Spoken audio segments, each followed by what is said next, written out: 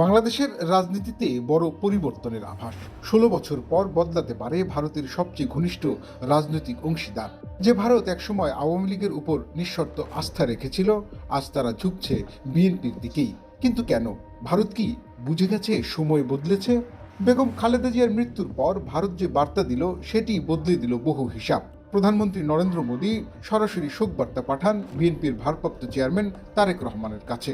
শুধু শোক নয়, মোদী লেখেন, তারেক রহমানের নেতৃত্বে খালেদা জিয়ার আদর্শ বাস্তবায়িত হবে বলে ভারত আশাবাদী।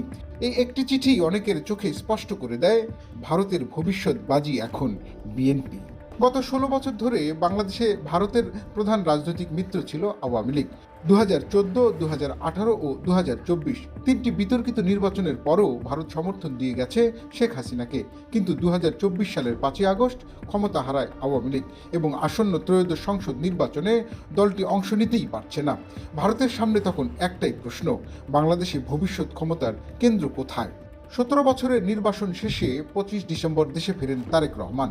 রাজধানীতে আয়োজিত সমাবেশে লাখো মানুষের উপস্থিতি দৃষ্টি কাড়ে শুধু বাংলাদেশের নয়, দিল্লিরও।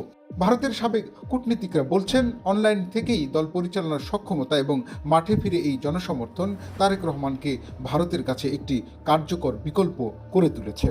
আওয়ামী লীগ পতনের পরপরই ঢাকায় নিযুক্ত ভারতীয় হাইকমিশনার প্রণব ভার্মা বৈঠক করেন বিএনপির মহাসচিব মির্জা ফখরুলের সঙ্গে।